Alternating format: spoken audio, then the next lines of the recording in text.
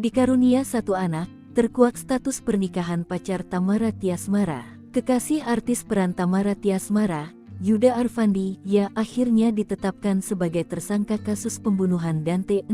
Penangkapan Yuda Arfandi dilakukan di kediamannya di daerah Pondok Kelapa, Jakarta Timur.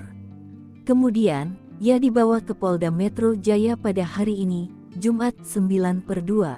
Lantas siapakah sebenarnya sosok Yuda Arfandi alias kekasih Tamara Tiasmara? Dilansir Kompas.com, Yuda Arfandi atau diduga kekasih Tamara Tiasmara setelah bercerai dari Angger Dimas. Sebelum menjadi kekasih Tamara, Yuda juga ternyata sudah menikah dengan wanita bernama Vanessa Anastasia Priscilia.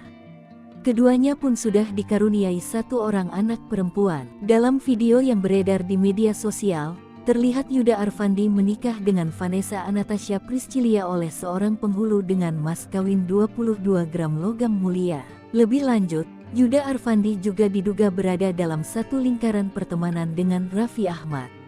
Keduanya sempat berfoto bersama yang diunggah akun Instagram @prihadi_utomo_7. Kemudian pada unggahan tersebut, tertulis nama akun Instagram diduga milik Yuda Arfandi yakni @arfandimou. Namun akun tersebut tidak bisa diakses dan berganti username menjadi @rafigurs03.